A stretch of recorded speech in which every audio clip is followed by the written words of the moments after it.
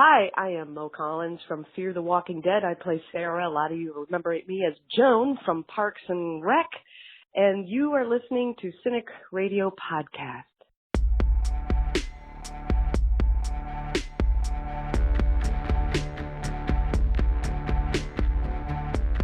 You're listening to the Cinik Radio Podcast. Now, your hosts, Igrihe and Cinik.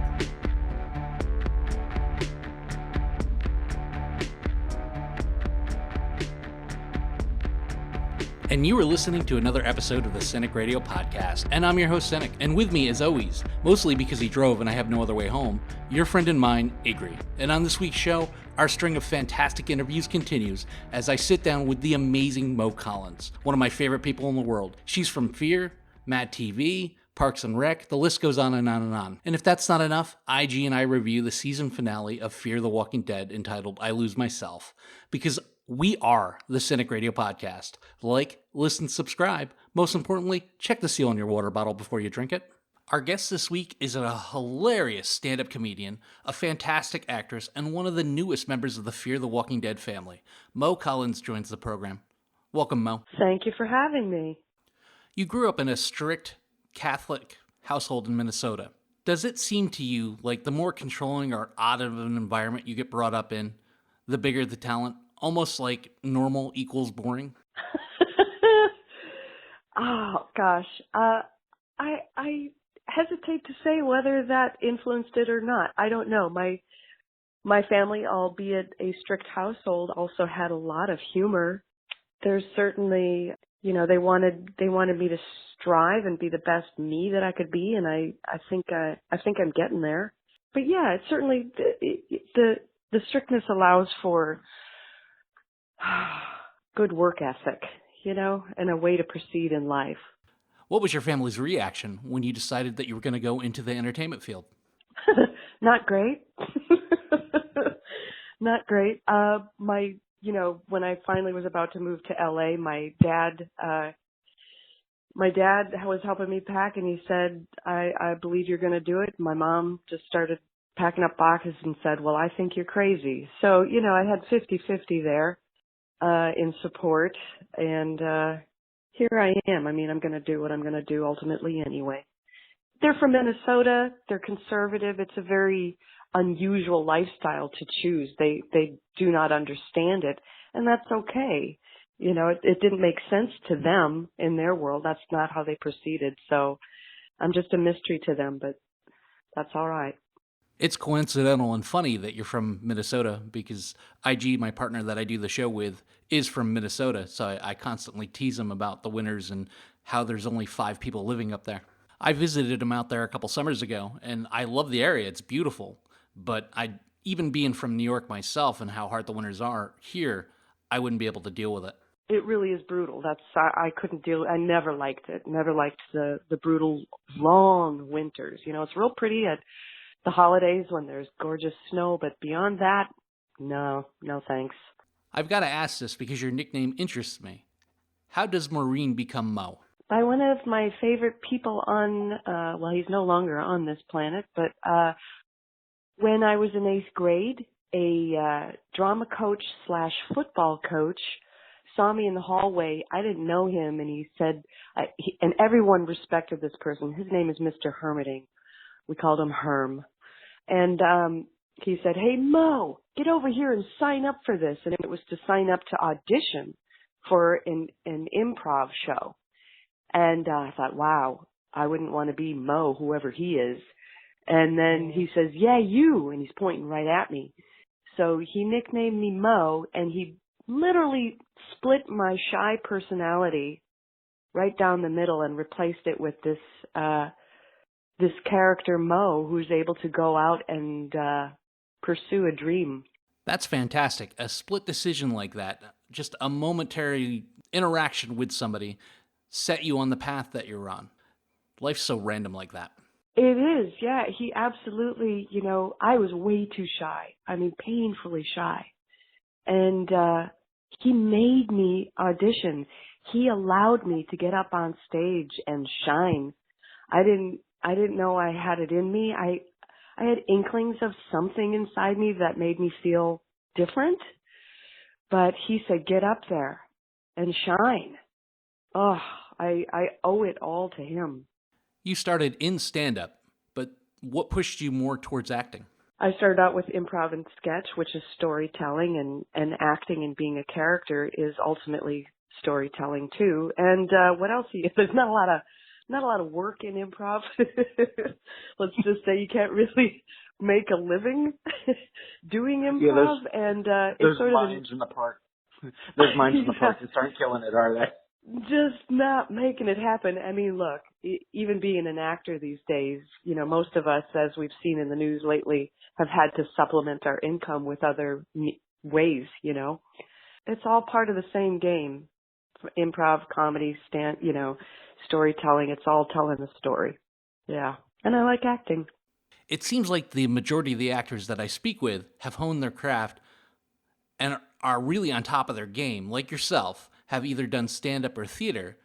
What is it about that? Is it the connection with the audience, working without a net because you're live, or the repetition of learning your lines? It does, especially with improv, because you're playing a number of different characters, perhaps, and you're stepping inside and embodying different kinds of people, which helps gain an understanding of different characters. And it's a way to discover whether or not you are able to, like which ways do you stretch as an actor? Do you go more towards a certain kind of character?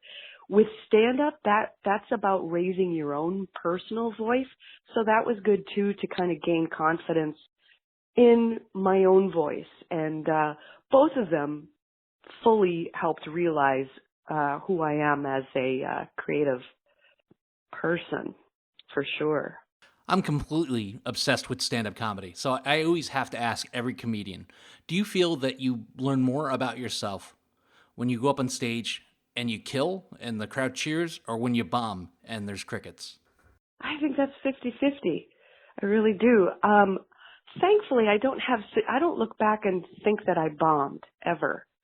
I would say that some shows went better than others, but I never walked away and said I bombed. And it's just, but that's also maybe I'm just being nice to myself, because it is the hardest thing to do in the comedy realm. It's the tough one. And so you got to pat yourself on the back just for getting up there and being brave enough to do it in the first place, especially when you consider things like, I was the shyest kid on the planet, and look at what I'm doing now. I'm doing a comedy marathon. It seems like whenever you do anything live in front of an audience, you've got to have a bit of a short-term memory, because you can't wallow in defeat or revel in success, because you have to go turn around and do it again.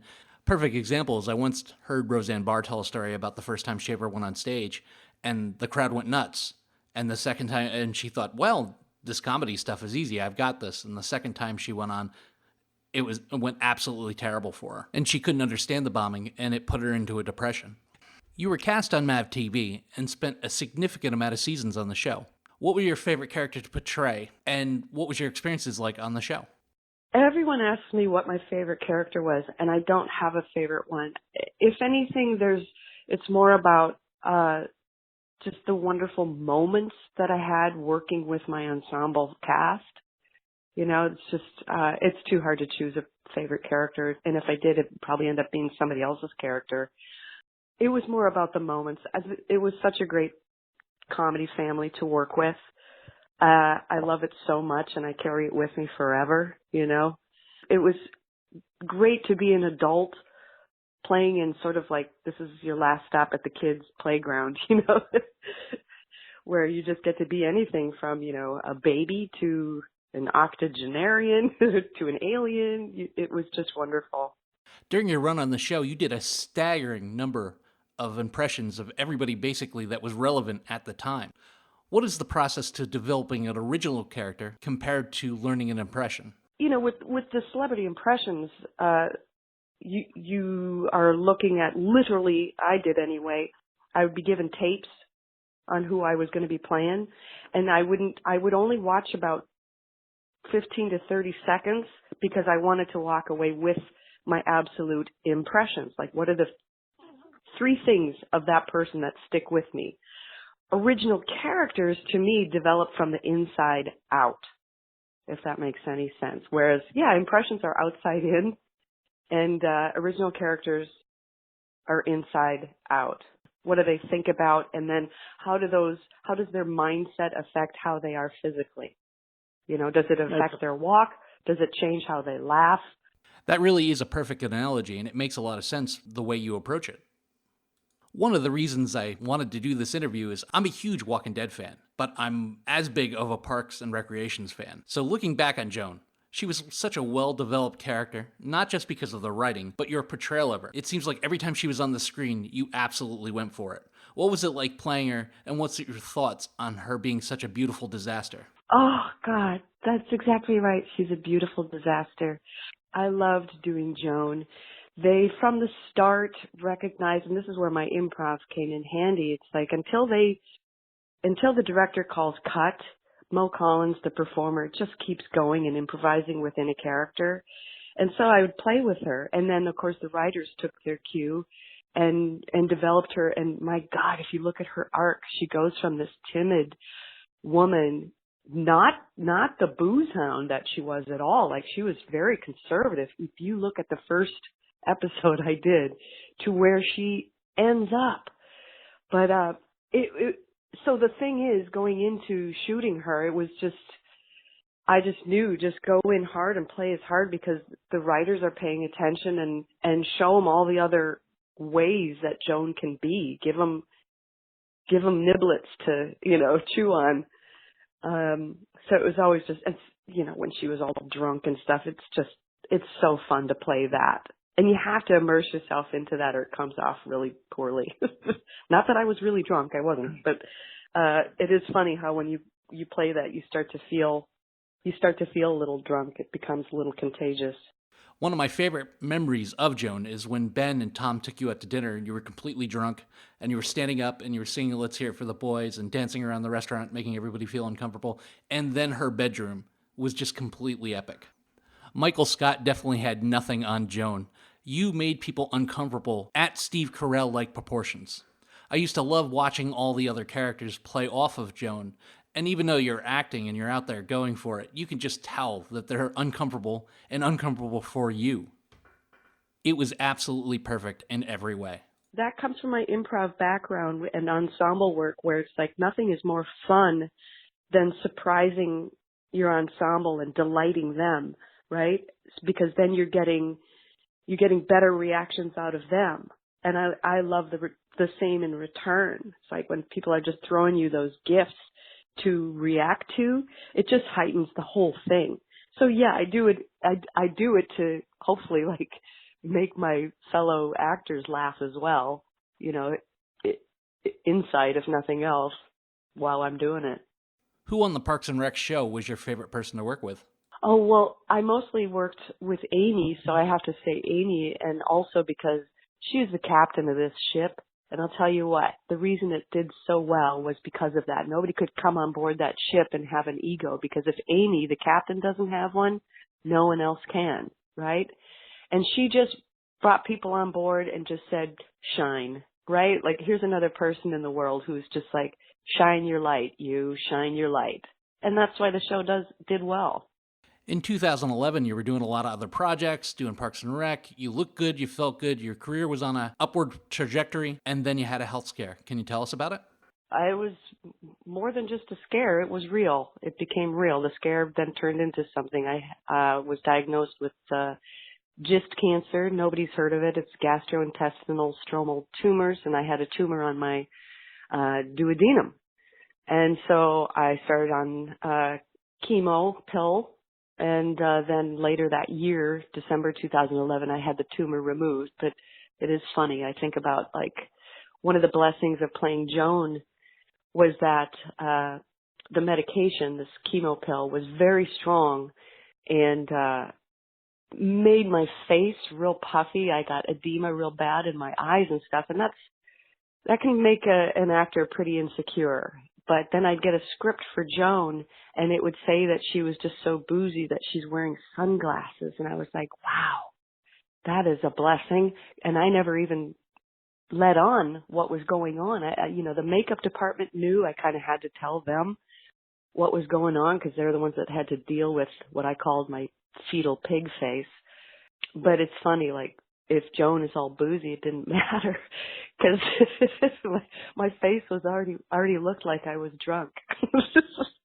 You're in more than good health now, right? And how often do you have to get checked for this? Oh, I'm, once you're a cancer patient, you're always a cancer patient. So, I'm scanned on the regular. I'm just always diligent about what's going on. Because like I say, once you've entered the realm, you're just sort of in it. You have to live with it, It's just one of those things, too, as well, that you kind of brushed it off and thought it was nothing, and somebody pressed on you to go get it checked out, and luckily they did. He's my husband now. At the time, we were fairly new together. Not even been together a year, Alex Scooby, and I could literally feel the tumor, and I thought I just didn't chew, my burger well enough or something.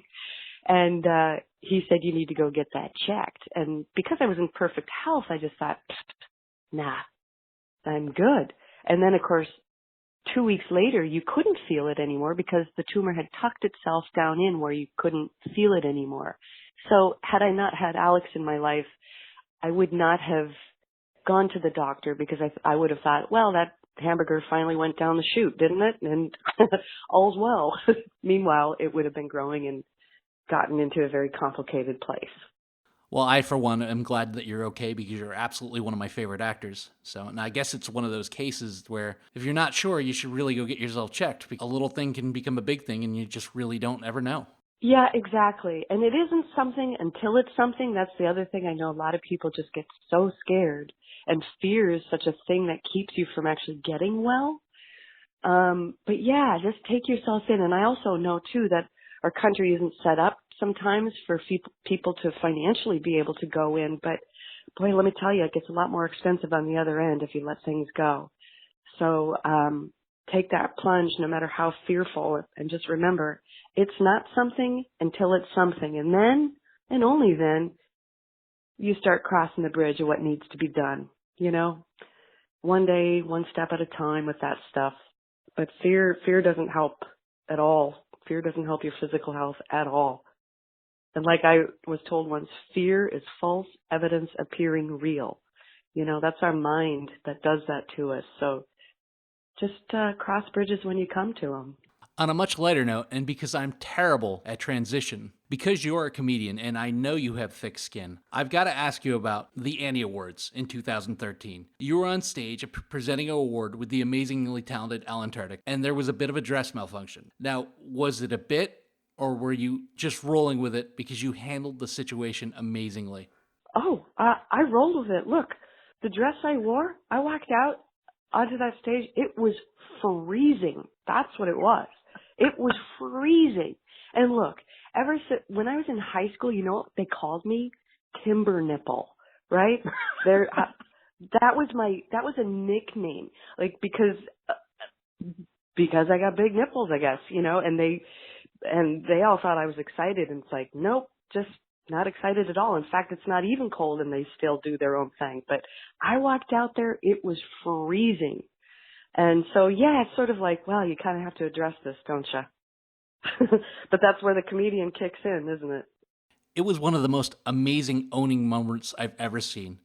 That's part of the reason why I like doing these interviews, is I get to look into people's past and see the things that have happened with them and how they handle it. And you just find out so much about someone and what they're made of.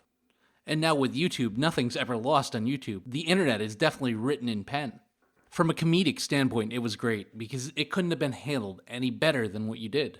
This is actually how I think a lot of material comes around for me with stand-up anyway, is that when there are moments where I could otherwise be embarrassed, I like to own it.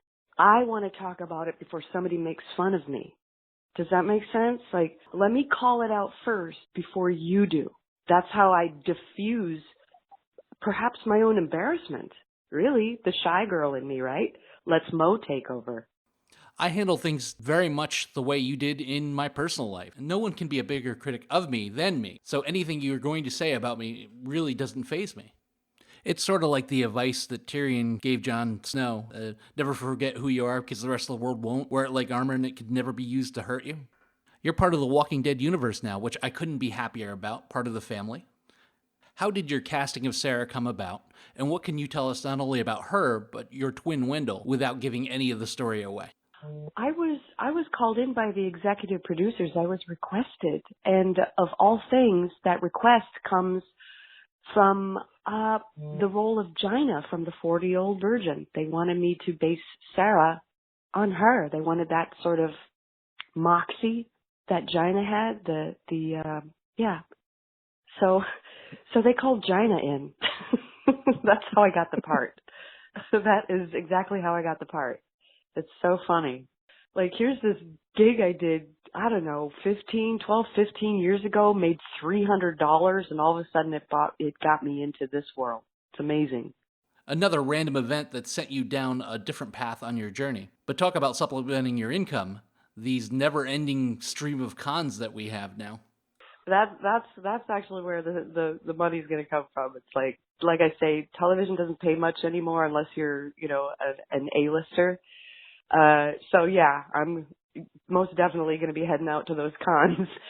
Aside from the fact that I actually love meeting fans, I think that's super fun. And what better thing to be out there with buddies from the show? That just sounds like super fun. I'm not sure you're familiar with it, but Cutlets gets Bisquick every time he goes to these things. Chandler Riggs gets pudding. Could you be looking at the fans bringing you a massive amount of beer? Oh my God, I didn't even think about that, dude. I did not think about that. Well, that's going to be tough, isn't it? Because I can't fly with beer. You will probably have to drink it right there in the spot. And who knows, maybe we'll get a few Joan moments right there at the cons. Speaking of Joan, how long do you think she would last in the zombie apocalypse, seeming now that you preside there? Joan? Yeah. Joan wouldn't last. She'd be like, nah, I'm out. She'd find the nearest bar and just drain it. And then, yeah, I don't think she'd do too well. The action, the violent, the walkers, fear isn't like anything you've ever done, right? How do you react to that being on set? The big thing is that this is a drama and everything I've done has been comedy. So what to me is so incredibly awesome is that I feel like a 10-year-old where the play is real serious, right? Like I used to play real hard and play war and things like that. And this to me has that same feel, like the surrounding is real. I don't even have to imagine it. It's all right there. And so it's really just me in like the ultimate playground where I don't have to worry about trying to make a joke or make people laugh. I just have to stay real to the situation. There is humor in the dialogue for sure, but all I have to do is stick with the realness of it, and it's phenomenal. And it is terrifying when those walkers are right at your face. Whew, I have had some scared moments. I always said I couldn't do horror because I'd be too scared. And here I am. I interviewed Denai Garcia the other day from the show, and she said the same thing. She's gotten used to it over time, but there's always that one walker that completely creeps you out. I know. Yeah, it's so great. It really is it's a mind-blowing world. It really is.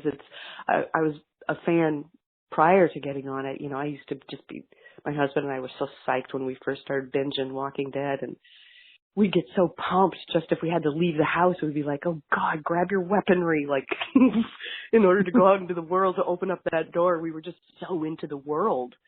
And now I get to do that for real. Like I'm in it.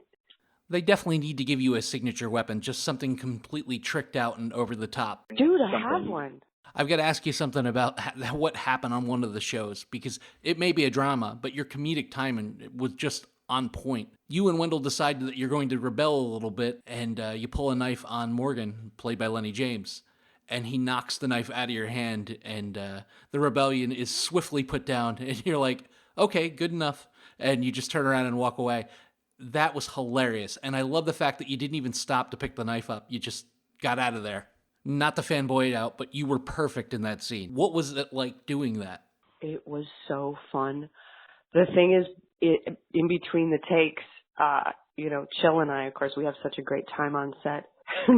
We were just laughing. We were feeling it so hard. We were feeling the comedy of it so hard. Like, this moment happens and we're just like, okay, yeah, we're out of here, brah. You know, like we couldn't stop. It was so hard for us to shut it down and get serious for that scene because we kind of had the giggles.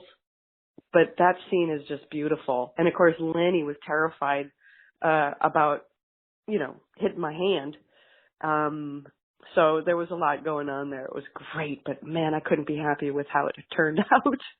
As far as actors on the show go, Lenny is one of my absolute favorites. I met him a few years ago at a con, and he couldn't have been a nicer, sweeter, kinder guy. And I brought up to him that I was a fan of his previous work on CBS's Jericho. And I hate doing it, but he stopped the line and talked to me for a good 10, 15 minutes about that show because it was how much he loved it. And it was the first project he had ever done in the United States. And, you know, it was just such a great experience. You know, if you get the opportunity, you got to go out and meet some of these actors because they'll surprise you at every turn. What's it like working with Lenny James? He's wonderful. I didn't know what to think at first because he's a very reserved person, you know, and he was on set and in character and all that. But as time went on, I was completely endeared to Lenny James. You know what my favorite thing is his storytelling. When he's just sitting there on set and he starts telling a story from his life, I'm completely immersed. It's just great. Great storyteller. Really funny person, smart, intelligent, and just straight lovely. Yeah. He's definitely an actor's actor, too, because he adds to the scene even when he's not talking, even when he has no dialogue, because he's emoting off of what the other person is saying. And when people are in a scene with him, it's hard to take your eyes off of him. What he's doing is so intriguing. Now, you said you're a fan of the original Walking Dead series, and since we can't get enough Mo Collins in our life, would you like to see a crossover, even if it was just brief, between the two shows? I think it's working with Lenny coming over to Fear. And I guess to me, like I never really separated the two. To me, it's just sort of like, okay, what's going on in the apocalypse over on this side of the country and what's going on over on this side of the country? You know, it's all one world in my brain. So I'd be okay with it. I know some people get precious about this show and, you know, the other show. So, but I don't feel that way. I just think it's a world to be contended with. I just like the world. I like to see how people survive in this, and certainly different locations offer interesting, you know, aspects to it. So that's why I started watching Fear in the first place. It's like I was a big fan of Walking Dead, and it's like, what's going on? And it was so cool. I remember watching Los Angeles in the apocalypse because I live here, so that was cool. Because, you know, you watch the other show and you're like, oh, I wonder what it'd be like here in Los Angeles. And I got to see it. Me too. And I wish they would have stayed a little bit longer, maybe a season or two in Los Angeles. It just felt too brief. I know it's expensive to shoot there. I mean, hell, they spent most of the 90s in Canada pretending in the United States because it's cheaper to shoot there. But I just think the show would have benefited from staying in the LA area longer. That's the thing with The Walking Dead. I want to see all over the place. I want to see what New York City looks like. That's one of the great things that Marvel's been doing with their shows on Netflix is that they've been shooting in New York City. But I'd love to see every facet of the universe. With the great cinematography that's done, can you imagine the snow and the blood and all of that? Like it could have such a cool look. I'd love to see that. I wouldn't want to necessarily shoot that, but yeah. Yeah, they always seem to cut away when it's wintertime. I'd love to see what that looks like. That was just amazing. Make sure you follow that Mo Collins on Instagram. Funny, intelligent, and inspirational. Mo Collins, thanks for joining us. We start the episode with a great bit of action as Ella is trying to stay ahead of the walkers chasing her. She bails into a parking garage, and she gains a shotgun and a new camera. What did you think about Maggie Grace's performance in that opening barrage? I mean, it was very, very reminiscent of Rick running through Atlanta, was it not? It was very reminiscent of that, but, you know, the funny thing is like, I, for some reason, in this moment, cared more about Al at this point than I had at any point this season so far. Excited that she found that news van that had a camera in it and all of those things, like, for whatever reason, it resonated with me this time. Even when she'd lost the stuff and the truck had been taken and all that stuff, I didn't care. But I don't know what it was. It must have just been the build up to it or something. It mattered. I was so happy for her, and that was cool. Like it was a little bit of light for her. She had gotten everything working so they could get out of the hospital. And now she's going to get out of this. And she had a purpose other than sitting in front of people recording their stories. And I cared about it. Like I hadn't previously, but now I did. And so I thought that was cool. I don't know what it was about it. All of a sudden, it mattered. I was just excited. Well, she had said in the end of the show, not to jump ahead, but what, I have layers. And we really hadn't seen that to that point. I mean, she'd stuck her neck out a little bit, but she'd never really put herself in harm's way for anybody. And this time she did it for the whole group. You always kind of have to feel for that person that says, all right, I'll stay behind to make sure that you're all safe. And I think in that moment I did too. A great bit of acting by Maggie Grace. I loved the whole scene. And we're both video game players. And one thing I really would like them to focus on more was she had nothing. She breaks into that parking garage and she gains a shotgun with a flashlight and a camera. And I don't know if it's just me or if maybe it wouldn't be interesting to the general public, but I would really like to see them do a lot more scavenging, like in video game form. You know, she gains a gun, she gains a camera. I wish they would do a little bit more than that within the shows. It's usually just, oh, we gained generic boxes, and that's enough. Would you like to see what they're picking up as they go along? Well, that's kind of my complaint on The Walking Dead before, is like I want to see them build things. I want to see them out trying to find stuff, because you know at the speed at which it's kind of explained that the apocalypse has come across, that there should be superstores full of stuff somewhere, and there's warehouses and everything else, and you just need to have the diligence to break into them. The fact that they always seem to be just scrounging along, barely getting anything, go find the Sam's Club, because they're everywhere. There's got to be something. A lot of the food may have rotted, but there's canned food and other things in there. There's got to be a way. There's got to be something going on. Are they hundreds of miles in the middle of nowhere? So yeah, I'd love to see some actual true scavenging going on. For some reason, they scavenge so little, but they always have ammunition, which cracks me up. I'm like, ammunition is a finite resource coming from a military background. You don't just waste ammo. It's kind of the reason the military changed from some of their weapons to other ones. They took away some of the full auto stuff because they were just wasting ammo. And these guys waste it nonstop. The Walking Dead really only covered that once, where they went into a store and the helicopter fell through the ceiling and things went awry. But they really don't do enough of that. I really think that would be kind of endearing to watch them go, the excitement of finding a cache of food or weapons or ammo. But that might just be the video game player in me. The filthy lady likes the cut of Al's jib, but that won't stop her from sicking her pet walker on her or bashing her right upside the head. What did the showdown between the two strong-willed characters tell us about this showdown? I mean, they could have easily killed each other, but they didn't. And I'm wondering why. All right, the crazy lady, the dirty lady, I get it. Okay, she's trying to instill fear or get some kind of desired result, and maybe killing Al doesn't get you there. Al knows that this woman has done some pretty horrific shit to people, and people she cared about, and other things going on, and she stole her truck. Why wouldn't you just pull the trigger and end that one and be done with it? It doesn't make much sense to me. And then the fight ended in such a non-dramatic fashion because she got momentarily distracted and got knocked out. I had such high hopes initially, and then that just kind of dropped me a little bit. Like, it just was a little underwhelming. They could have done so many cool things with that, and it just kind of went lame very quickly. We always joke about, well, that would be the end of the story if she just went ahead and killed the filthy lady. But that drives me a little bit nuts that you do have a clear and present threat ahead of you, and you're not going to take lethal action against it. You're just going to kind of let it fester, where there's lethal threats all around you. So why not just leave that one alive too? I never really understand it. It drives me crazy. Much like horror movies where they put one or two rounds into whatever the bad guy is, but then they leave it laying on the ground to pop back up and to cause more havoc. Al's not going to kill unless she has to.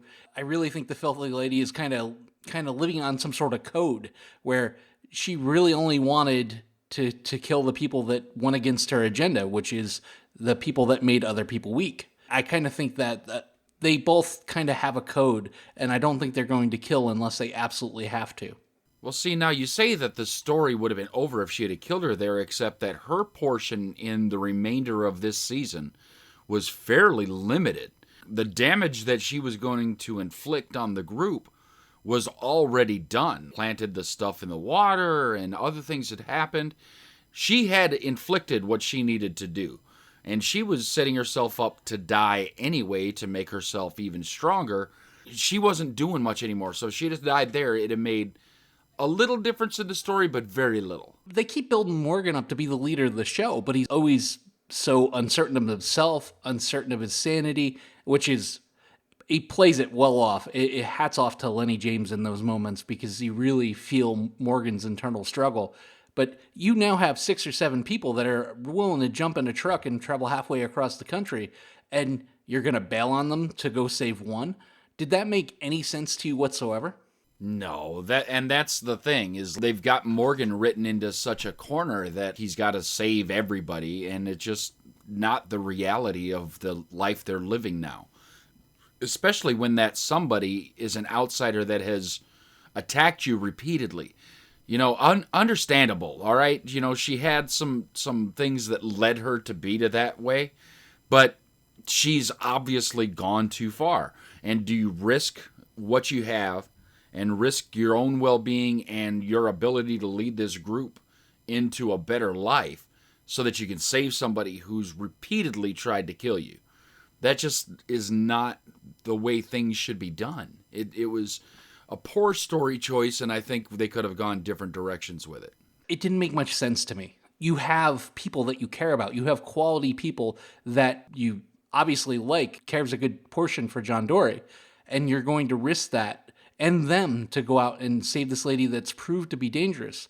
Morgan would give a warning when he was in his clear mode. He set up traps, he set up warnings, he kind of isolated himself. He didn't want to kill. He only killed if he felt like he was in danger. Where this lady is out there and she's continuously posed a violent threat towards anybody that she's come around. They're not the same. The only thing that's the same about them is that they lost somebody that they cared about. But Morgan wasn't violent unless he had to be. She's violent by choice, and she's trying to make people strong. It didn't make a lot of sense to me at all. Like, this whole season had me scratching my head. I thought she was a cool villain. She looked cool. She was obviously mentally and physically capable, but her motives to me were a little muddy. Yeah, a little thin. You're right. I mean, she was visually impressive. Earlier on, like even when we got backstory on her, like I enjoyed all those things. And just up until this episode and a little bit of the last one, I was on board. I was with it. And then they just kind of weakened everything and streamlined it to get to the end. It might have been more beneficial to have a final knockdown drag out, even if it was just Al that she caught. And then her little booby trap could have been the rest of it. And it would have been fine. Even if Morgan was out, like, I think I know where I can get some whatever to go save him. Like maybe a trek to go get the Augie's ale. There could have been a lot of different ways they went with it, and I just think that they stretched it a little further than they needed to. And maybe it's just along the line of, you know, Morgan likes to walk with a limp, so they need to find ways to hurt him. A lot of these seasons, they've found a way to make Morgan walk funny, and I think that maybe that counts more for anything than we're giving it credit for. We always have to have a new gag to make Morgan look funny. He steps on a tack. Al runs over his foot with the Jeep. There's always got to be a reason why Morgan's got a little bit of a gimp.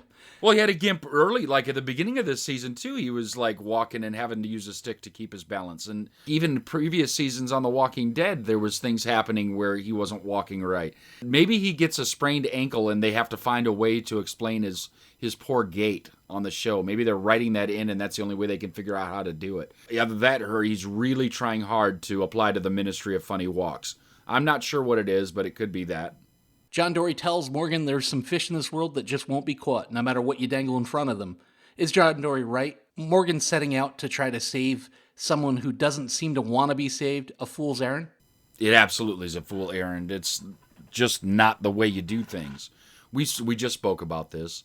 You got to go with the group that cares about you. You got to go with the horse you rode to the parade. It's a no-brainer, and I still don't know why this decision was made. And he tried to explain it. It still didn't make sense. Somebody should have talked to him out of it. I mean, Mo Collins, should have just called him out and said, listen, Momo, we aren't doing this. We're not going out after these people. you got to stay here. We need you more. And I think that might have sold him, but nobody did it. They just let him go. Made no sense. It's obvious when Morgan gets something in his mind, he's going to do it. There is no talking him out of it. There is no, he'll just kind of skirt off in the middle of the night. That he is a determined person when he gets his mind set on something. Motherfucker ran from Virginia to Texas just to prove Rick wrong, because Rick's like, you can't run away from it, Morgan. He did. He ran, a few thousand miles away from it. I don't think you're telling Morgan anything. If you tell him the sky is blue, he's going to figure out a way to make it gray, that's for sure. John seems to have actual true feelings of friendship for Morgan, and the rest of the group seems to look up to him and care about him a lot. But what is it about his character that he feels the need, I'm going to save you, but I've got to keep every single one of you at arm's length? That may delve from like everything that happened back on The Walking Dead, everything that was happening in Virginia and Georgia and everything. Everybody that he was getting close to, something was happening. Either they were turning down a bad path or they'd get hurt and killed. I mean, especially like Benjamin, when Benjamin got killed. He'd get really close, take people in, like as close as he could get them to himself. And especially when he's teaching them the stuff with the staff, he's really letting you get inside him. And then the people get killed. The guy that taught him how to do it got killed. Benjamin got killed. Other people got hurt or separated, and he felt like it was his fault. So I think it's a defense mechanism to just keep everybody out at arm's length. And if you're out there and I don't get too close to you, if something happens, I can keep going. Because when he lets him get too close, then when something happens and he goes into clear mode Morgan, and clear mode Morgan, no fucks given Morgan is a scary Morgan, and it's not the one we want back. Yeah, I agree. That guy is a danger to anybody that's in his general proximity. You don't want Morgan going off the deep end, that's for sure. Morgan heads off, and the rest of them make their way to the truck stop in Mississippi, which looked to be Polar Bear's headquarters. The place looks like an oasis in a sea of awful. With resources being limited as they are, and them operating on solar panels, did the beer signs... By the way, there was no beer in the place, but we'll get to that later. Did the beer signs seem like a bit of a waste of resources? Why would you have unnecessary things running? It's like, let's turn on the TV and see if we can find a channel. It just seems really, really silly because I guess maybe the solar panels are running differently, but most of them run into a battery, and the battery supplies power to whatever you're using. So if you're using more things, you're depleting the battery faster. Makes no sense. Why would you turn on neon signs? They're battery hogs to begin with. And there was like 6 or 7 of them. Yeah, it's not like we were going to run one for some ambient light or something. No, let's run them all the time. Just leave them on because that's cool. It's like he ran around and collected them. He went and got the McDonald's sign off of McDonald's just to light it up because, hey, why not? That killed me. I think it was the last episode or the episode before that, too, where they were all standing within 5 feet of each other and they were all using different radios. These things are a finite resource. Their batteries are going to go dead. Would you stop just everybody getting on and showing that they're there for Morgan? It drove me crazy. He was using his walkie way too much and it died. So you'd think they would understand battery conservation, like turn it off when you know you're not going to get any signal. Turn it on, try it. If you get nothing, turn it back off, keep moving. Nope, we're just going to just keep running and hold the button down and hope somebody hears me whine. When they're using the one in the station that's hooked up to power, I get it. But when they're using the handhelds, they're finite. You don't have that kind of time, but somehow they think they do. June admits to John that she was afraid he would find out who she really was and not like her. John tells her, it doesn't matter what your name is, which reminded me of The Rock. But it doesn't matter what your name is. It doesn't take the whole day to recognize sunshine. Rick Schoen be damned. It's hard not to like these two together as a couple, but it's also hard not to get the feels whenever John and June are talking to each other, right? Oh, absolutely, and that's got to be directly due to Garrett Dillahunt and Jenna Elfman. I mean, they're great actors, and the chemistry between them is amazing. They're really selling it. I'm ready to buy whatever they're selling. They're doing so wonderfully, and it just seems like they're ready to go and hook up together offset. You know what it is? It's just reflective of how likable of people Jenna Elfman and Garrett Dillahunt are. They are likable people. So if you put them together, because when they introduced June Laura, whatever 9,000 names she was before this, I was like, oh no, here's another unlikable character that fear has stirred up. And her getting with John has changed that 100%. She's one of the most likable characters, and I think that she's definitely in line to take over Kim Dickens' role as the leader of that group. And that is all because of John kind of opening up her eyes. They always say home's not a place, but it's most definitely a person. And I kind of see that with those two.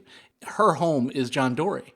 And she's finally accepted that and accepted that he's going to like her for who she is, or the good, the bad, the otherwise. And they have to be my favorite couple on TV right now. It used to kind of be Jim and Pam from The Office, but since then, there hasn't been a couple where it turns you mushy whenever you watch them interact with each other. It's like everybody in the world had somebody that looked at John like June does. The world would be a better place. Morgan gathers up the filthy lady, and she finally breaks down and explains why she's so angry and what happened to her and her husband.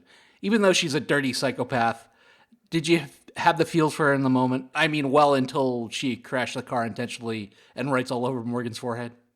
I had a momentary thought that she deserves something. She deserves a little bit of vengeance or a little bit of empathy. She deserves something until she wanted to crash the vehicle. And then I was done with it. No, you ruined your chance. The empathy is gone. I cared about her character, and when they showed the backstory, I felt so bad that all of these vehicles just kept driving by, especially in this kind of thing, because it seemed like at that moment, the apocalypse had been happening for at least a while now. So people should be looking to try and come together, get groups together. And they just drove by. And they could see that she was in distress, and they just drove by. If she somehow could have found some of those people to have her vengeance, I'm on board. Morgan here to save her because he doesn't want to leave anyone behind, and she takes this kind of vengeance against him?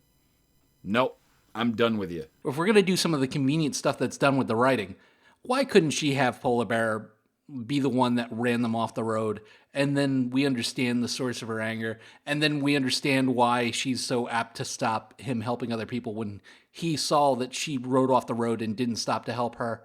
That would tie it up in a neat little bow, and I would be okay with that. The group is poisoned because the filthy lady contaminated the water with antifreeze. I'm not much of a connoisseur of antifreeze, but no color, because there usually is some, no taste, it's supposed to be kind of on the sweet side. WTF, nobody noticed that the water was open, or maybe they didn't listen to the podcast 2 weeks ago when I said, hey, what if she's messing with the water? And what the hell is she putting in the water?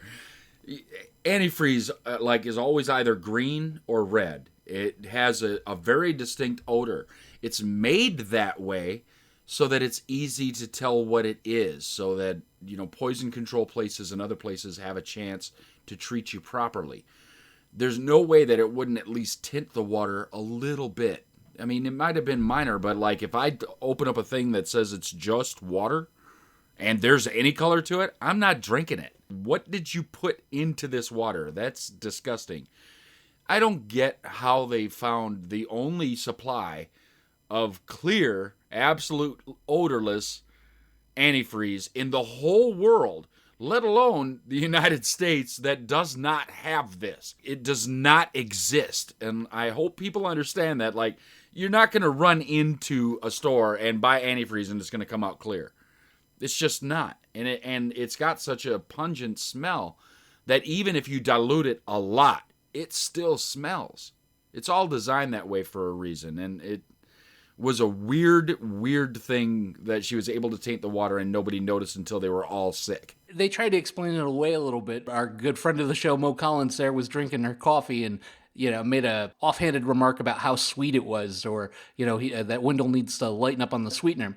But I was disappointed in that a lot. Have her poison the water in the coffee supply, because then it mixes with the coffee. Nobody's none the wiser. But for her to open up every single bottle and put antifreeze in it and nobody to detect it, it was very disappointing in the decision-making of the writers. And not the last disappointment we're going to have from the writers in this episode, that's for sure. Well, I mean, we're beating up on it, but to be fair, because when I figured in my final rating of the show, I loved the show. And that's because of the strength of the characters. So I'm sure that the writers had something to do with that. The strength of the characters, the choice of the actors, it's still a very good show, but I shouldn't be able to write a better show. I'm not a writer. I'm not educated. I'm not, obviously by my questions and by the way I speak, I'm not super intelligent. But for me to audibly sigh, I understand when Ryan does it because Ryan is a little more of a complicated guy than I am and expects more out of his programming, hence why he doesn't watch this. But for me, I'm placated. Just give me a believable story and I'm there. And the fact that I love these actors, I love every single one of the actors on the show right now. I'm a borderline on Alicia, but everybody else is great. So I'm not blaming this on the actors, but the writing needs to be looked at for this show to continue to survive, because a lot of people were scared off by the fact that the whole cast was unlikable, and I'm not sure if they love the Mexican setting, but they revamped the show. They should really bring in some credible writers to kind of go forward here, because this is not problem solving. This was an easy way out. This was like, oh, well, we'll have them all poisoned by antifreeze, and that's not a reflection of how we feel about the show or the actors or the characters. Some of the dialogue could have been a little better, but I put this squarely on the shoulders of the writers because I thought the actors were magnificent in the episode. Well, and I think the writers write the characters well. But the things that are happening with the characters, the antifreeze, for example, those decisions are made from people that I think don't leave their houses much. Maybe they live in places where they only take public transportation and don't know what an engine looks like, have never had to put any fluids in a vehicle. Maybe they've never smelled antifreeze and they have no clue. Maybe they're getting all their information from somewhere else.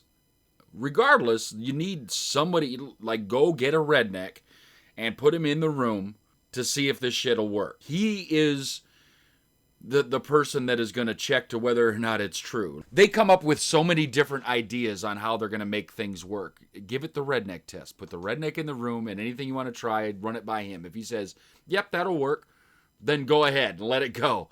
If he goes, ain't no fucking way, then cut that and go to another idea. From the files of the convenient, ethanol happens to be the antidote for antifreeze, and there just happens to be a tanker right outside the door. The group bands together and makes a heroic stand. While they're all supposedly poisoned, there's a lot of walkers, and our heroes were weakened. Did you think we might lose somebody in that exchange? Yeah, well, yes and no. They kind of built to this point. Losing one in that exchange would have been really, really poor. So initially I thought somebody's going to get hurt, somebody's going to get bit, somebody's going to get killed, and then I thought, but not this way, not by unnamed walker number 47. It's just not cool enough for characters that have made it all the way through this season. So in the finale, initially I thought there was a chance, but then I kind of reneged on that and thought, no, there's no way. What I didn't understand about the exchange is Al opens up with the truck, which I thought is amazing every single time that she does that. It's one of the coolest things on The Walking Dead. That and the flying walkers at the beginning of the season are some of the coolest, innovative things. A god truck in this type of environment, and she has one, and it's cool as shit. I just wish she'd stop leaving the keys in it. But she shoots the tanker, and there's leaks. Why didn't they walk over with the container and just put the container under the leak? If I'm dying, I'm going to drink that off the ground. I just didn't understand. They're like, no, Morgan, the ethanol is gone. It leaked out of the thing onto the ground. Nothing we could do about it. But didn't it look like there was something they could have done about it? They were all just wistfully looking at the ethanol pour onto the ground. They were going to just turn the knob on the back and pour it from the tanker into a gas container. So they were just going to pour it out into something anyway, and instead they had an open hole dumping ethanol onto the ground. They could have gotten some that way. No, we're just going to sit here and cry a little single tear down our face and watch the ethanol spill onto the ground into a puddle that they could have scooped up some from. Okay, it's dirty, but it's alcohol. So whatever it's touching is probably going to get killed anyway because it's alcohol. I didn't understand why they didn't just go around the side of the truck with their container and drop it in there.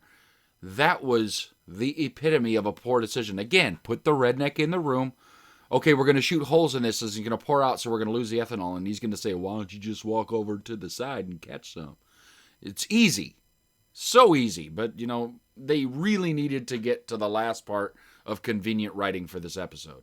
One of the coolest things that ever happened in the Walking Dead comic book was Tyrese is upset over the death of his daughter, and he locks himself into the prison gymnasium, and there's literally hundreds of walkers in there, and they thought he was dead. They lock the doors, and they come back a couple days later, and he's just kind of sitting there unharmed, and he killed them all. Next to that, the coolest thing that I've ever seen on The Walking Dead was Morgan go into beast mode. Did you enjoy that scene, and do you think it should have been a lot longer? The only problem I have with it being any longer than that is, with an injured Morgan, can we believe that he's got the strength and wherewithal to go beast mode for that much time? I loved it. I thought it was great. It, like you said, one of the coolest things I've seen. If they'd have gone longer, it might have become unbelievable. So I'm pretty happy with the amount they put in there. Visually, it was one of the best things I've seen on the show. I really wanted a little bit more of it, even if it was like one or two more walkers, just to see him do like some sweet spin moves. You know, he did kind of like a Superman punch with his staff. Very, very cool. I loved it. I got up out of my seat and kind of did a yeah, because I just thought it was great. Back at the gas station, unfortunately, nobody decided that they wanted to drink the ethanol out of the bullet hole, so they're all kind of laying there waiting to die. All hope seems lost. Great line from Victor Strand when he said, just when I stopped trying to drink myself to death, I did. Fucking great writing there. And like you said, they write the characters very well. Strand is a compelling character. I would watch shows about just about any of these characters being the lead, whether it be Al or whether it be Strand. Just great, well-developed characters, but just a poor story choice.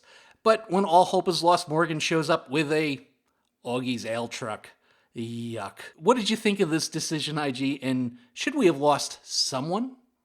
I think just on the back of bringing the Augie's ale truck, they deserve to have somebody die. Like, as he pulled up, somebody needed to keel over dead from the antifreeze poisoning, just to make it more real, because that was too convenient. That was too easy, that you just happened to come across a truck of beer made from Jimbo, just on the way, just happened along. What's the likelihood that that beer truck is going to be there, is going to be stocked on your way? It was too lazy. It was too convenient. It wasn't refrigerated, so it's got to be awful tasting. It's probably skunked by now. Oh, I don't care about that. I don't want to die. I mean, no, isn't ethanol a fancy name for alcohol? I'm drinking it off the ground. I don't care what it tastes like. And that's what I'm saying. They wouldn't drink it off the ground, but they'll sit there and like they're sipping it like it's the best beer they've ever had in their life. And granted, it's making them feel better because it's counteracting the antifreeze, but something is just weird about it, and it just did not sit well with me. I just thought it was too convenient, and I was done with Jimbo. Like, he wasn't compelling enough to me, except for the episode where he was going to die and gave himself up to save the group. That's like the only compelling thing he did in the whole show. And all of a sudden, now we have to give him one last hurrah when he's not even there because, look, here's his beer. I thought he was actually a more likable character in this episode when he was in the back of the police car than he was then. I can explain a lot away, and I love and respect the show, but unfortunately, you're going to have to get a Fonzie jumping over the shark in this moment. And Augie's ale truck, really, dude? I audibly went, "Aww." And what is the deal with that truck stop? We have 5,000 neon signs for beer, but not a beer left in the truck stop? Are we saying something about Polar Bear and why he might have not liked people because he liked alcohol a little bit more? Just bad writing. I understand they went for sentimentality in the moment. It would have been better if Morgan just ran in with a case of Augie's ale that he happened to find along the way rather than a whole truck of it. But it is what it is. The season's over. The group decides to set not to go to Alexandria, boo, but stay in the area and help everybody around there. They're going to set up shop at an old denim factory that apparently Polar Bear stored all his stuff in. Hopefully the filthy lady hadn't been there. What are your thoughts on the episode and your rating? Despite all the problems that I've come up with in this episode, I really still enjoyed it. Not the strongest end to a season that Walking or Fear has had, but it was apropos. I think it was good because the things that I'd like to see happen, they're pointing in that direction. And that is kind of, while they're fighting and having the conflicts that happen in a world like this, they're also showing a way to build and a way to build community. And that's the kind of stuff that I was hoping that they were leading toward, and they're showing that here and in the previews for The Walking Dead coming. Everybody did a great job. This was acted through the roof. I can't say how much any of these guys could have done any better. Goodbye to the dirty lady, because she was great. I'd have liked to maybe have seen her kind of carry into the next season, but I think her arc was great where they ended it, rather than trying to stretch it for more than it needed to be. I'm looking forward to the next season. I think that the group is in a nice place, getting ready to do some real interesting stuff. I'm excited. I liked the episode. I'm going to give it a 7. I would have preferred to see them use her in a I'll save Morgan in the very end type role where Morgan's about to be bit and she sacrifices herself. I would have liked to see her arc end that way rather than this I'm going to stick my arm behind myself while I'm driving at 90 miles an hour and have her grab it so I can crash into the rocks thing that they did. If I had to go with the acting and even the character writing, I would give the show a 9, if not 10. This was a great season. It was just a slightly weak end. And that's no reflection to the people that are involved or the people that were kindly enough to give us an interview. I'd give the story like a 2. It's almost insulting, some of the things that they've done.